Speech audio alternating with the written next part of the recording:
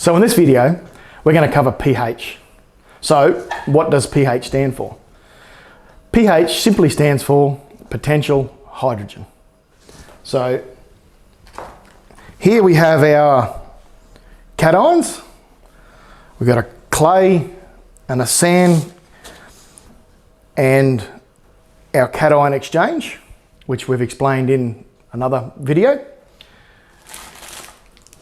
And they have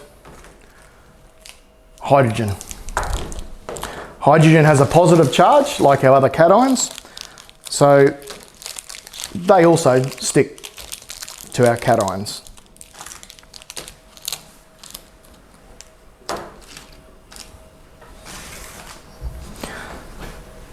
Now, the measure of pH, as I've just mentioned, is linked to hydrogen, but it's the excess of hydrogen or the increase of hydrogen that drives our pH downwards. So, simple way of explaining it is the more hydrogen you have in your cation exchange, the lower your pH is going to be. So why here in the Herbert do we have low pHs? In its natural state, our soils are traditionally low pH. So pH measures your soil acidity or alkalinity. So low pHs, acid soils, high pHs, alkaline soils. Here in the Herbert, we traditionally have soils at low pH, even in a natural state. And our farming tends to lower our pHs and acidify our soil even further.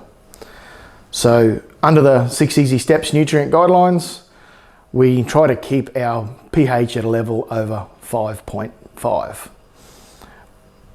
This is because at a higher pH, so over 5.5, the other nutrients we apply in our soils, our calciums, our magnesiums, and others are more available to our plant. At low pHs, around under 5.5, 5s, at lower pHs, so under 5.5, the nutrients within our soil can become unavailable to our plant. So it's really important for us to improve our pH. Touching on CEC, and you can search for other video that we have on CEC. Soil with a higher CEC, with the same pH as a soil with the low CEC, will require more ameliorant, in most cases lime. Lime is the product that we typically use to improve our pH. So in this case here, if the high CEC soil needed 4 tonne of lime per hectare, this low CEC soil, sandy soil, may only require 2 tonnes per hectare. Why then does agriculture, the way we farm, reduce or lower our pH and acidify our soils? The addition of nitrogen-based fertilisers is one.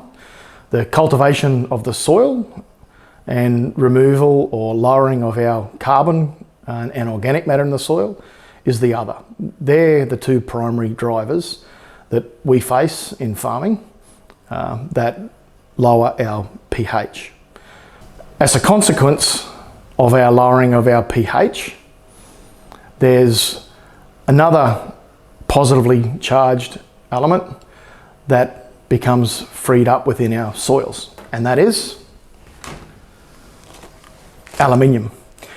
Aluminium is highly toxic to plants, and in acidic soils, it becomes free to roam around in our soil water. Highly toxic to plants, and particularly roots. We're fortunate that sugarcane is somewhat tolerant of aluminium. However, other crops, particularly some of our fallow crops like soybeans and others, are not so tolerant. So it's critical that we maintain our pH at a level over 5.5 for sugarcane crop, and even higher for fallow crops such as soybeans. When it comes time to addressing our acidic soil, so pH is less than 5.5, we use lime as our primary product. It's important to recognise that the neutralising value, which is the ability for an ameliorant to lift pH, to neutralise pH, which in effect in this case is lifting our pH to over 5.5, is important. So we use lime for that. Let's have a look at the differences between lime, gypsum and mill byproducts, which are the three primary ameliorants we use in sugarcane production. So in this case, we have calcium carbonate, which represents our lime. We have calcium sulfate, so a little yellow lolly represents sulfur. In that scenario, that's our gypsum. And we have calcium phosphate, our mill mud, mill byproducts. So the neutralising value of these two products, gypsum and mill, the mill byproducts, are much lower than our lime. The pH of our lime is already around 10, whereas these two are around neutral, which is 7. Gypsum is really handy for ameliorating our soils when we have high sodium, but not for pH. And mill byproducts carry a lot of other nutrients and are great for supplying phosphorus, but not as good as correct when it comes time to correcting our pH.